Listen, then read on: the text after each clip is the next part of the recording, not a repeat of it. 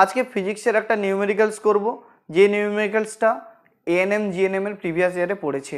কোশ্চেনটা এবার দেখো কি রয়েছে।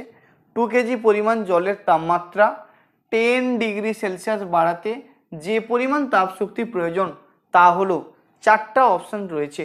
অপশান কি? Option A 84 kilojoule, option B রয়েছে 8.4 কিলোজুল, অপশান সি রয়েছে 840 কিলোজুল, অপশান ডি রয়েছে 42 কিলোজুল। এই চারটা অপশান রয়েছে।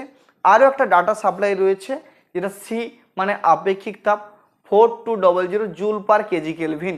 এই কোশ্চেনটা করার জন্য আমাদেরকে যে পন্থাটা অবলম্বন করতে হবে সেটা হচ্ছে একটা ইকুয়েশন, এইচ মানে তাপ ইজিক্যাল টু এম মানে ভর, সি মানে আপেক্ষিক তাপ, ডেল্টা টি মানে হচ্ছে উষ্ণতার পার্থক্য। এবার ফিজিক্সের কোশ্চেন করার সময় আমাদেরকে মনে রাখতে হবে প্রত্যেকটার ইউনিট যেন একই থাকে। এখানে এম মানে জলের ভর দেওয়া আছে 2 কেজি, এটা এসআই ইউনিটে রয়েছে, ঠিক আছে। তারপর সি এর ভ্যালু দেওয়া আছে 4200 জুল পার কেজি কেলভিন, এটাও এসআই ইউনিটে রয়েছে।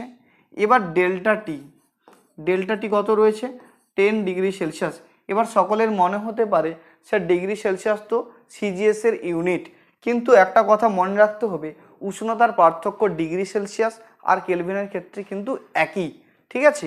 তাই 10 ডিগ্রি সেলসিয়াসকে আমরা বলতে পারি 10 কেলভিন। ওকে, তার মানে এখান এই ডাটাগুলো পুট করে আমরা যে ভ্যালুটা পাবো সেটাও এসআই ইউনিটে আসবে, অর্থাৎ হিটের যে ডাটাটা পাবো সেটা এসআই ইউনিটে হবে, ঠিক আছে। এবার আমরা ডাটাটা পুট করি।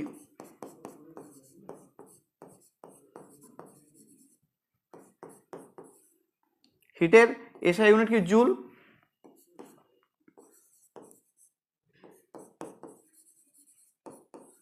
তার মানে 84 ইন্টু 1000 জুল, 1000 জুল মানে কি? Kilo joule, 84 kilo joule.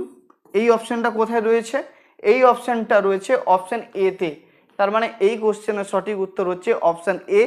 এই কোশ্চেনটাতে যদি তোমাদের কোনো ডাউট থাকে আমাদের কমেন্ট সেকশনে কমেন্ট করো।